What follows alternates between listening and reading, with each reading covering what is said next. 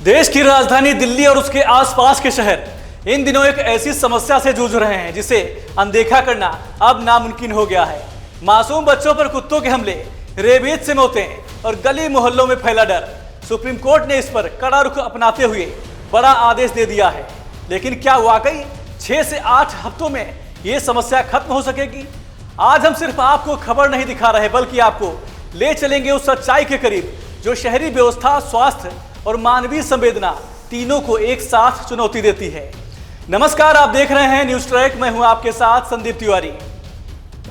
हम सभी जानते हैं कि हमारे शहरों में आवारा कुत्तों की संख्या बहुत बढ़ गई है। ये कुत्ते न केवल लोगों के लिए डर का कारण बने हुए हैं बल्कि मासूम बच्चों और बुजुर्गों के लिए ये एक गंभीर खतरा भी बने हुए हैं। खासकर रेबीज जैसी खतरनाक बीमारी के फैलाव का डर हर किसी के मन में बना हुआ है। सुप्रीम कोर्ट ने इस समस्या को गंभीरता से लेते हुए दिल्ली, नोएडा, गाजियाबाद और गुरुग्राम जैसे शहरों में 6 से 8 हफ्तों के भीतर सभी आवारा कुत्तों को सड़कों से हटाकर शेल्टर्स में भेजने का आदेश दे दिया है। न्यायाधीशों ने कहा कि मासूम बच्चों को किसी भी कीमत पर कुत्तों के हमले और रेबीज के खतरे से बचाना जरूरी है। इस फैसले का स्वागत एक और लोगों द्वारा किया जा रहा है क्योंकि सभी चाहते हैं कि उनकी सुरक्षा हो, लेकिन और दूसरी ओर पशु प्रेमी और कई एनजीओ भी हैं जो इसे स्थायी समाधान नहीं मानते। उनका तर्क है कि केवल आवारा कुत्तों को पकड़कर शेल्टर्स में भेज देना समस्या का स्थायी हल नहीं है, क्योंकि आवारा कुत्तों की समस्या का मूल कारण कहीं और है, जैसे नसबंदी, टीकाकरण और सही तरीके से जनसंख्या नियंत्रण। अब आपको ये भी बताते हैं कि रेबीज कितना खतरनाक है और लोग इससे क्यों डरते हैं। दरअसल विश्व स्वास्थ्य संगठन यानी WHO के अनुसार भारत में हर साल रेबीज की वजह से लगभग 18 से 20 हजार मौतें होती हैं। हालांकि सरकारी आंकड़ों के मुताबिक 2023 और 24 में दर्ज मौतों की संख्या कम दिखाई गई है, लेकिन समस्या जमीनी स्तर पर कम नहीं हुई। इसलिए रेबीज को रोकना एक राष्ट्रीय स्वास्थ्य प्राथमिकता होनी चाहिए। वहीं भारत सरकार ने 2023 में पशु जन्म नियंत्रण नियम जारी किए हैं। इन नियमों के तहत नगरपालिकाओं को अधिकार दिया गया है कि वे आवारा कुत्तों की संख्या नियंत्रित करने के लिए नसबंदी और टीकाकरण कराएं, लेकिन इन नियमों का सही और प्रभावी क्रियान्वयन अभी भी चुनौती बना हुआ है।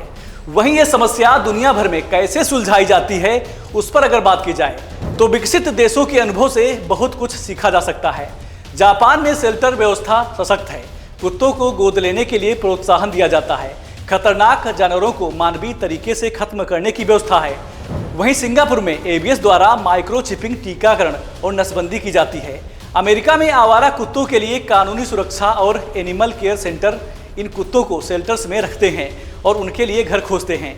ब्रिटेन में स्थानीय प्रशासन आवारा कुत्तों की देखभाल करता है और सालाना हजारों कुत्तों को संभालता है, लेकिन दुनिया के मुकाबले भारत में इसको लेके कई चुनौतियां हैं।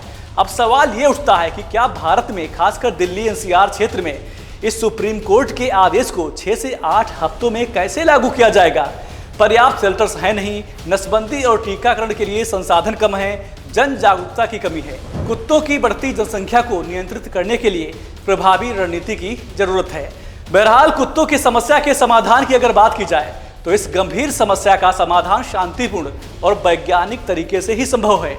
आवारा कुत्तों की नसबंदी और टीकाकरण पर जोर देना होगा। नगरपालिकाओं को फंड और ट्रेनिंग दी जानी चाहिए। लोगों को भी जिम्मेदार बनना होगा, खासकर पालतू जानवरों को छोड़ने से बचना होगा। NGO, प्रशासन और नागरिकों के बीच तालमेल बढ़ाना होगा।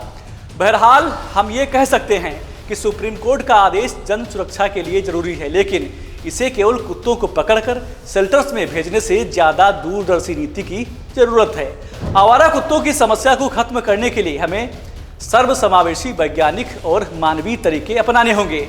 हम सबका ये कर्तव्य है कि हम न सिर्फ अपने समाज की सुरक्षा करें बल्कि जानवरों के प्रति सहानुभूति और जिम्मेदारी भी निभाएं। तभी हम एक बेहतर, सुरक्षित और संवेदनशील समाज की ओर बढ़ सकते हैं।